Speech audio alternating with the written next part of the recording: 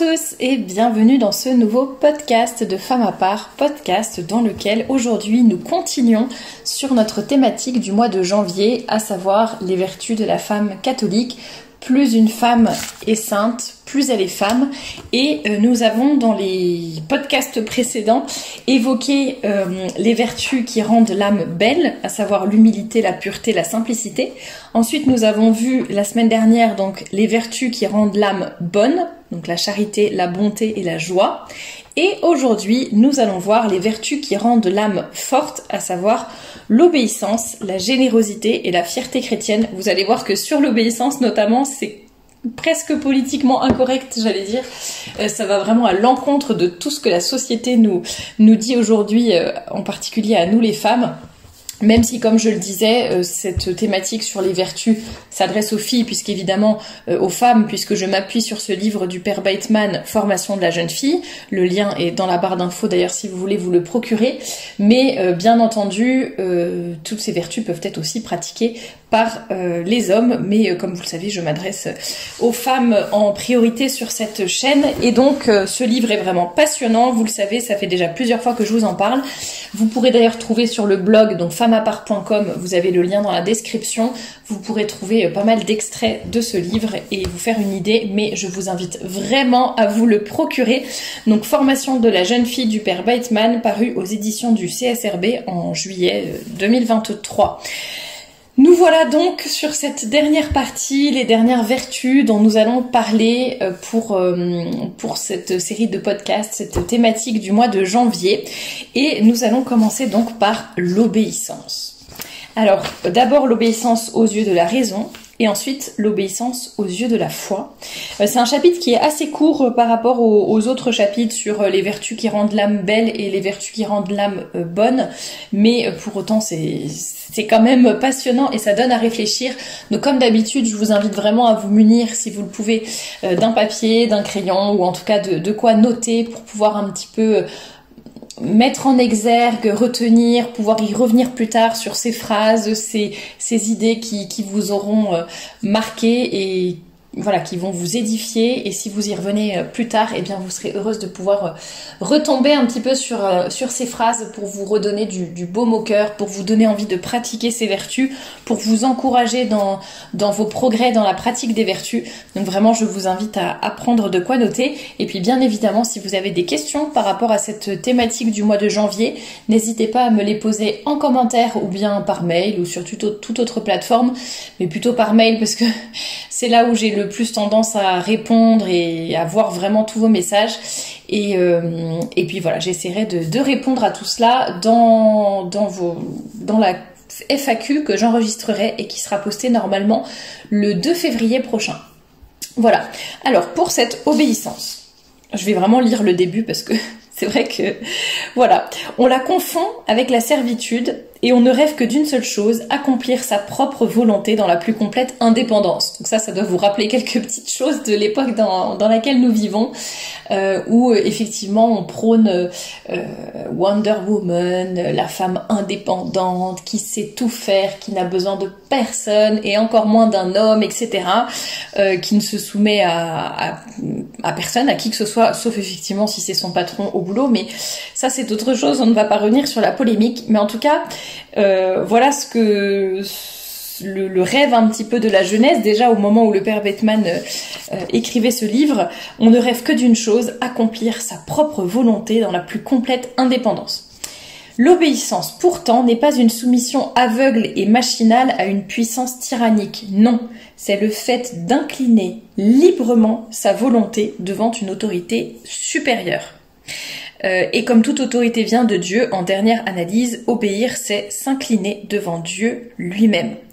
Et c'est vrai que on a un peu cette fausse impression, surtout quand on parle de la soumission d'une épouse à son époux, on a cette fausse impression, voilà, l'obéissance est une soumission aveugle et machinale à une puissance tyrannique. Non, en fait, on choisit librement d'incliner sa volonté devant une autorité qui est supérieure. Voilà.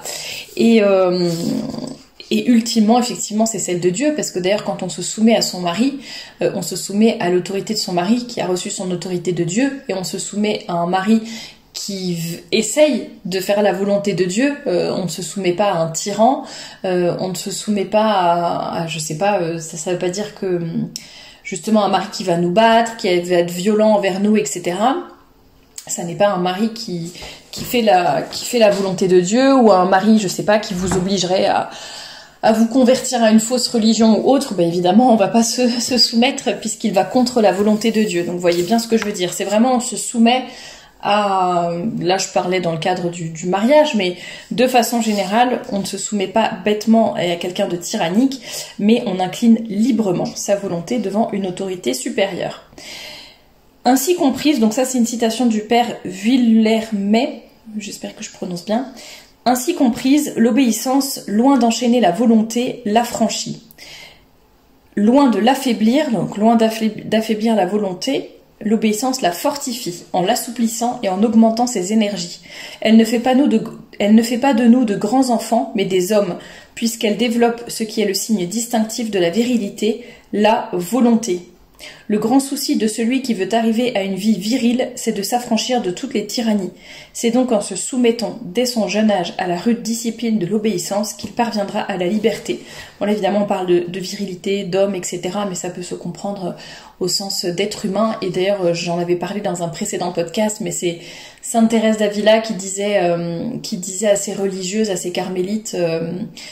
soyez virils, mesdames. Voilà, on peut être tout à fait, entre guillemets, avoir des vertus viriles, être viril dans la vertu, même quand on est une femme, évidemment. Proverbe breton, celui qui n'obéit pas au gouvernail obéira à l'écueil. Vous obéirez soit à Dieu, soit à vos instincts. Vous serez soumise soit à la loi du bien, soit à la loi du mal. Et si on est soumis, ça c'est ce que je n'arrête pas de répéter dans mes podcasts, si on est soumis à la loi du mal, eh bien dans ces cas-là, on se croira libre, mais finalement on sera des esclaves. Alors que quand on se soumet à la volonté de Dieu, ben après c'est on obtient ce qu'on appelle la liberté des enfants de Dieu. Voilà, donc il faut finalement, c'est une obéissance qui ne nous emprisonne pas, qui ne nous met pas sous la tyrannie de qui que ce soit ou de quoi que ce soit, mais qui va vraiment nous aider. Ça va être un peu notre boussole, qui va un peu nous diriger dans la bonne direction. Plutôt que de suivre un peu nos instincts, nos passions, etc., on va avoir l'impression d'être libre, mais pas du tout. En fait, on sera esclave de nos passions, justement, et de nos mauvais instincts qui vont rarement nous obtenir un vrai bonheur, un bonheur profond et le bonheur du ciel. Donc, bien évidemment, ça n'est pas l'objectif d'une femme catholique, comme je l'avais rappelé en introduction de cette thématique. Notre but, c'est d'aller au ciel et de tout faire pour y aller et pour non seulement devenir des saintes, mais des grandes saintes. Il n'y a rien de tel que cette vertu d'obéissance pour former et forger la volonté. Si l'obéissance est intelligente et active, consciencieuse et prompte, noble et joyeuse, elle vous donnera un caractère indomptable et une âme de granit. Rien ne trempe la volonté comme d'obéir, car obéir est très dur à la volonté réfléchie et il faut un grand exercice de volonté pour être docile, disait Yves Le Kerdec, un breton. Il est bien placé pour parler, vu le proverbe breton qu'on avait vu juste au-dessus. Et ça me fait penser à la volonté, comme il en est question là. Alors c'est pas beaucoup développé ici, tout simplement parce que le père Bateman l'a développé dans un autre chapitre. C'était dans le chapitre 4 de la première partie de ce livre, et j'en ai déjà parlé dans d'autres podcasts. J'avais fait un podcast sur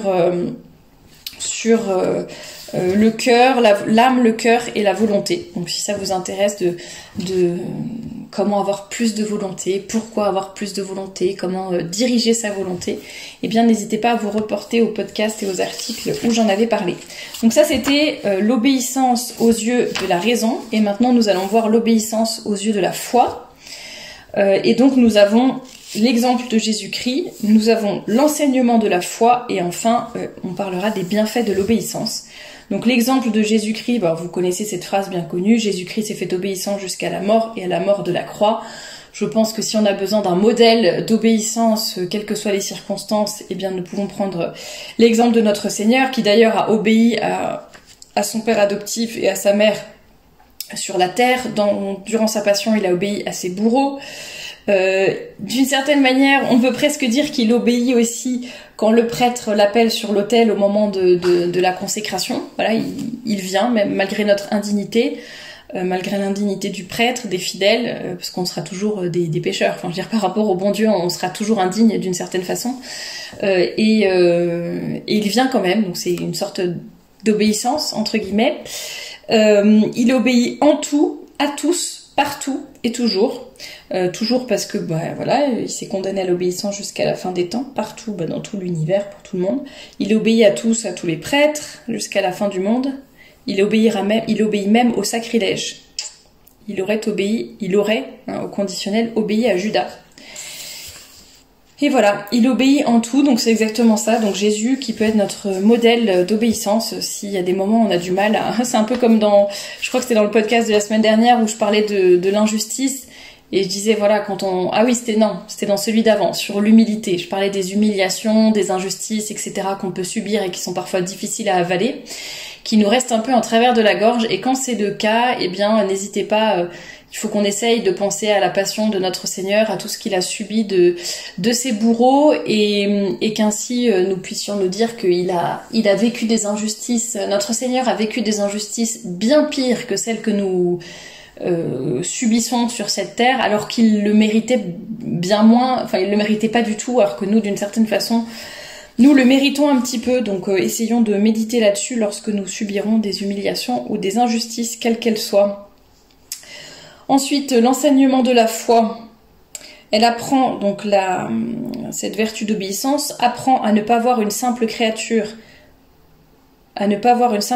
dans la personne qui nous commande, mais à voir Dieu lui-même. Donc c'est un peu ce que je disais tout à l'heure dans le cadre notamment de l'obéissance, de la soumission entre les époux, enfin de l'épouse envers son époux, et bien que ultimement, bien sûr, humainement, c'est à son mari qu'elle obéit, mais son mari a reçu l'autorité de Dieu. Donc voilà, on ne voit pas la simple créature dans la personne qui nous commande, mais on voit presque Dieu lui-même. Quand évidemment l'autorité est légitime, quand on ne nous commande pas des choses qui sont contre la foi, etc. Donc voilà, il est question de ça, et après il y a quelques citations, et enfin on voit les bienfaits de l'obéissance. Donc non seulement elle attire à flot la grâce divine, mais en plus elle donne tout d'abord une sécurité absolue. Le supérieur peut se tromper en commandant. On ne se trompe, on ne se perd jamais en obéissant quand visiblement rien ne s'y oppose. Ça, c'est vrai que c'est une parole qui est très vraie. Je le dis notamment, par exemple, pour les personnes scrupuleuses. Parfois, ça peut être difficile je sais pas, si vous êtes très scrupuleux, vous verrez de quoi je parle, mais parfois en confession ou dans d'autres circonstances, on se demande toujours ce qu'on doit faire, est-ce que c'est la bonne décision, etc., etc.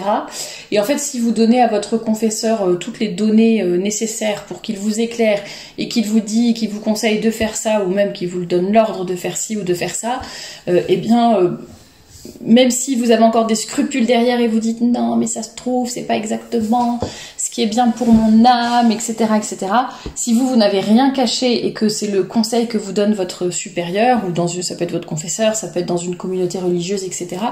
À la limite le supérieur peut se tromper, mais vous en obéissant vous ne pourrez pas vous tromper. Après, c'est bien précisé, on ne perd jamais rien en obéissant quand visiblement rien ne s'y oppose. Si votre mari, votre supérieur hiérarchique au bureau, par exemple, vous demande de faire quelque chose qui n'est pas éthique ou qui n'est pas légal et que vous le faites quand même et qu'après vous direz « Ah, moi j'ai rien à me reprocher, j'ai juste obéi », non, bien sûr, quand rien ne s'y oppose, on ne perd rien à obéir. Quand rien ne s'y oppose, je répète. Il me semble, alors vous me direz en commentaire parce que... peut-être qu'il y en a qui se souviennent mieux que moi, il me semble qu'il y a une sainte qui avait des rendez-vous réguliers avec notre Seigneur pour des apparitions, et je crois qu'elle avait eu l'interdiction de son supérieur de se rendre là où elle avait rendez-vous avec notre Seigneur, je pense que c'était dans sa cellule ou autre, et que en gros son supérieur lui avait demandé de faire quelque chose qui l'empêchait donc d'aller à ce entre guillemets d'aller à ce rendez-vous avec notre Seigneur, et donc elle a obéi à son supérieur, alors que c'était quand même Dieu qui lui avait donné rendez-vous, quoi. Vous voyez ce que je veux dire? Et ben, elle a quand même obéi à son supérieur, et notre Seigneur, dans l'apparition suivante, lui a dit, je sais pas si c'est Sainte Marguerite Marie Alacoque, mais j'ai un doute. Et notre Seigneur lui a dit, ça m'a plus fait plaisir que tu obéisses à ton supérieur plutôt que de venir te voir et qu'on puisse avoir ce rendez-vous. Et au contraire, ça avait énormément plu au bon Dieu que cette religieuse suive l'ordre de son supérieur. Si vous vous souvenez de cette histoire et un peu plus précisément et de quelle sainte il s'agissait, n'hésitez pas à le dire en commentaire, mais en tout cas en substance c'était cela. Donc effectivement le supérieur peut se tromper, mais nous en obéissant on ne se trompe pas si rien ne s'y oppose. Autre bienfait de l'obéissance, un affranchissement complet. Elle nous délivre de nos propres vouloirs, si souvent infirmes et inconsidérés, et nous donne la vraie liberté des enfants de Dieu. Alors toutefois, j'apporte une toute petite nuance. Justement, si vous avez un caractère où vous ne décidez jamais rien, vous ne faites jamais rien, vous avez beaucoup de scrupules, etc., vous devez lutter pour améliorer votre caractère et combattre vos défauts, et pas juste vous dire « Ah mais c'est bon, le but c'est juste d'obéir, d'aller là où le vent me porte, de ne pas avoir de volonté propre, et ça sera très, très bien, et j'aurai la liberté des enfants de Dieu. » Vous comprenez bien que ça ne fonctionne pas comme ça. Autre bienfait de l'obéissance, une direction que l'on peut suivre sans crainte, certain que la route de l'obéissance ne peut conduire qu'à Dieu, et enfin une force indomptable car elle affermit la volonté, elle condense les énergies, elle active et dirige les facultés. Voilà, quand on sait bien obéir, on a en soi, en plus de sa propre force, la force même de Dieu.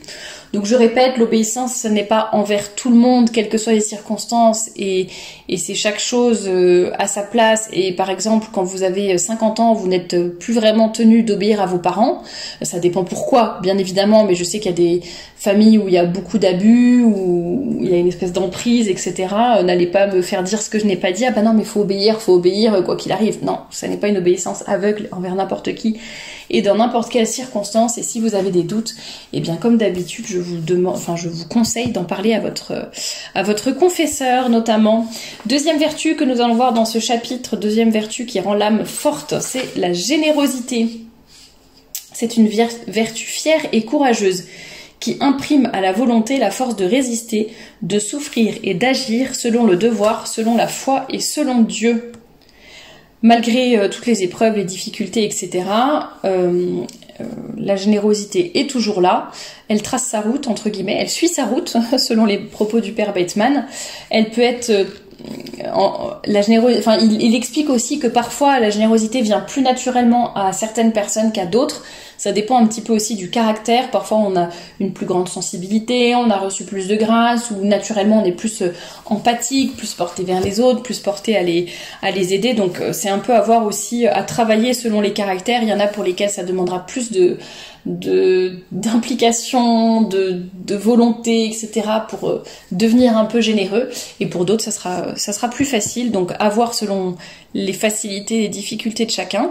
Et donc là il sépare ce chapitre en 3 parties. Donc d'abord être généreuse et forte dans l'accomplissement du devoir quotidien, ensuite être généreuse et forte dans les souffrances physiques et morales, et enfin être généreuse et forte même après nos chutes. Donc dans l'accomplissement du devoir quotidien, ça je pense que vous pouvez prendre comme exemple notamment Sainte Thérèse de l'Enfant Jésus, qui n'a pas fait de grandes choses, d'actions très éclatantes, elle qui voulait être à la fois prêtre, missionnaire, etc. Finalement elle était enfermée entre guillemets dans son Carmel, mais elle faisait chaque acte du quotidien avec beaucoup d'amour pour Dieu, pour la conversion des pécheurs. Elle essayait de faire au mieux, d'être agréable avec tout le monde. Et c'est ça un peu la générosité du devoir quotidien. Ça ne sont pas forcément des immenses choses, mais en tout cas, parfois c'est beaucoup plus héroïque de faire ces efforts un petit peu du quotidien qui sont bien modestes, mais parfois ce sont des tâches ingrates, parfois ce sont des efforts un peu invisibles. Je parlais des femmes au foyer notamment, qui n'ont pas toujours autant de reconnaissance qu'elles devraient en avoir, et qui finalement, voilà, elles font beaucoup d'efforts, elles sont très généreuses au quotidien. Mais justement, ça demande parfois un peu d'héroïcité. Donc sachons avoir un petit peu cette générosité en toile de fond, et puis sachons être vraiment généreuse justement dans la pratique de la vertu. Je pense notamment par rapport à l'habillement, j'en avais déjà parlé dans d'autres podcasts, mais quand on parle un petit peu de la longueur des jupes ou de ce genre de choses, et qu'on se dit pourquoi toujours focaliser sur la longueur, focaliser sur les centimètres, etc. Et il y a des femmes qui sont toujours juste au niveau de la longueur. On peut pas leur reprocher d'être complètement dénudées, d'être mi-cuisse, ni quoi que ce soit, mais voilà, c'est vraiment faire le minimum, être juste, etc. Eh bien, essayons justement d'être généreuses dans la vertu, dans ce sens-là aussi, de ne pas se dire tiens, je vais faire le minimum, je vais vraiment avoir la longueur réglementaire tout pile, pour qu'on puisse rien me reprocher, mais j'en fais pas trop non plus, quoi. Pareil dans les prières, bon, je veux dire ma prière du matin, ma prière du soir, je sais pas quoi, mon chapelet, mais je fais vraiment le minimum syndical et puis c'est tout. Voilà, essayons d'être vraiment généreux un peu dans tous les aspects de notre vie, que ce soit la prière, le vêtement, toutes les occasions que nous avons parlé à un voisin, quelqu'un qui a besoin de s'épancher un petit peu, prendre un coup de fil qu'on n'aurait peut-être pas envie de prendre, ou je ne sais pas, mais essayer d'être là pour les autres, ne serait-ce que donner un sourire à la caissière par exemple, qui à la fin de nos courses, etc., dire un petit mot gentil, prendre le temps. Bon, il y a plein d'occasions pendant lesquelles on peut justement être généreuse, et même dans le quotidien. Ensuite, être généreuse et fort dans les souffrances physiques et morales. Alors bien sûr, c'est pas toujours facile quand on est en train de souffrir, d'avoir mal, d'être dans la difficulté, mais c'est là aussi que le bon Dieu entendra le plus nos prières, que nous pouvons lui offrir nos souffrances, et plutôt que de se crisper sur notre douleur, eh bien essayons de l'offrir et de la mettre vraiment sous le regard de notre Seigneur. Et comme le dit le Père Bateman, la souffrance est pure, grandit, elle vient de Dieu, nous y conduit ou nous y ramène. Enfin, soyez généreuse et forte même après vos chutes. Donc on en avait parlé dans les podcasts précédents, mais notamment sur la pureté, il peut nous arriver de tomber, mais relevons-nous toujours et soyons généreuses, continuons nos efforts même après être tombés, et l'important c'est vraiment de se relever. Imitez, comme le dit le Père Bateman, imitez donc la petite balle de caoutchouc, elle rebondit dès qu'elle a touché terre. Voilà, si on tombe, hop, on se relève tout de suite, on va se confesser et on continue nos efforts vers une plus grande sainteté et une plus grande perfection chrétienne. Enfin, troisième partie de ce chapitre, troisième vertu qui rend l'âme forte, c'est la fierté chrétienne. Premièrement, votre titre de gloire, vous êtes chrétienne. Deuxièmement, on parle du respect humain. Et voilà, c'est tout. Mais le respect humain sera bien développé. Alors, notre titre de gloire, oui, c'est notre titre de gloire d'être chrétienne. J'en parlais dans la présentation de ce livre, donc ça fait quelques mois maintenant. Mais voilà, vous êtes française, vous êtes chrétienne et vous êtes femme, vos 3 titres de gloire, etc. On en avait déjà parlé. Mais effectivement, le fait d'être catholique, eh bien, nous devons en être fiers. Pas dans le sens orgueilleux, mais d'ailleurs penser à remercier le bon Dieu pour cette joie et cette grâce d'être baptisé, de pouvoir pratiquer librement notre foi. En tout cas, j'espère que c'est votre cas. Monsieur Ollier disait qu'un chrétien est un autre Christ vivant ici-bas. Quel idéal! Donc, essayons de bien suivre cet idéal. Alors, le respect humain. Qu'est-ce que c'est le respect humain? D'ailleurs, je ne sais pas s'il va le donner une définition, mais c'est que en gros quand on se soucie plus du regard d'autrui que du regard du bon Dieu en quelque sorte. Donc on va, je sais pas, par exemple on va s'abstenir de faire un signe de croix ou de parler du bon Dieu ou de le défendre dans une conversation parce que on a tellement peur de ce que les autres vont penser, vont dire de nous, je ne sais quoi, que voilà, on préfère cacher notre foi plutôt que de l'assumer par peur et par lâcheté tout simplement. Respect humain, qu'est-ce à dire? Qui respecte-t-on? Soit, non, on s'avilit. Est-ce qu'on respecte les autres? Non, on rampe à leurs pieds. Est-ce qu'on respecte Dieu? Non, on rougit de lui. Donc il n'y a rien d'humain dans cette lâcheté. Ah voilà, le respect humain, c'est la définition un peu que je viens de vous donner. Le respect humain est le respect des choses humaines placé au-dessus du respect des choses divines. C'est la préférence donnée à l'homme sur Dieu. Donc les pusillanimes renient Dieu, ou du moins n'osent plus le servir. On commence par avoir honte de Dieu, du bien, de la vertu, du devoir. On tombe dans le mal, non par conviction mais par peur. Voilà, c'est vraiment le respect humain. Et en fait, au début, c'est pas par conviction, mais finalement, à force de tomber là-dedans et d'avoir ces mauvaises habitudes, finalement, on ne va pas aller bien loin et on va s'éloigner de plus en plus du bon Dieu. C'est une maladie spéciale aux catholiques. C'est vrai que c'est très... Non mais ça c'est vrai. C'est très souvent les catholiques qui ont honte de leur foi et honte de leur religion, alors que dans d'autres pseudo-religions, eh bien, les gens assument, il n'y a pas de problème, ni quoi que ce soit. Enfin, vous voyez, c'est vraiment un truc de catho, malheureusement. Mais c'est comme ça. C'est un esclavage parce qu'on rampe aux pieds des gens que l'on méprise et dont on se fait mépriser. On n'ose pas poser un acte de religion sans leur en demander la permission. C'est beau ça, on rampe aux pieds des gens que l'on méprise et dont on se fait mépriser. Moi je serais vous, je noterais cette belle parole. Je trouve qu'elle est très juste et que ça remet un peu les choses en perspective pour la prochaine fois où vous n'oserez pas dire ou faire quelque chose en rapport avec votre foi parce que vous aurez peur de la réaction à droite à gauche. Eh bien sachez que quand nous faisons cela, nous sommes en train de ramper aux pieds des gens que l'on méprise et dont on se fait mépriser. C'est-à-dire que ce sont des gens qu'on n'a même pas qu'on ne tient même pas en estime. Eux ne nous tiennent pas en estime non plus et pourtant on rampe à leurs pieds. Voilà.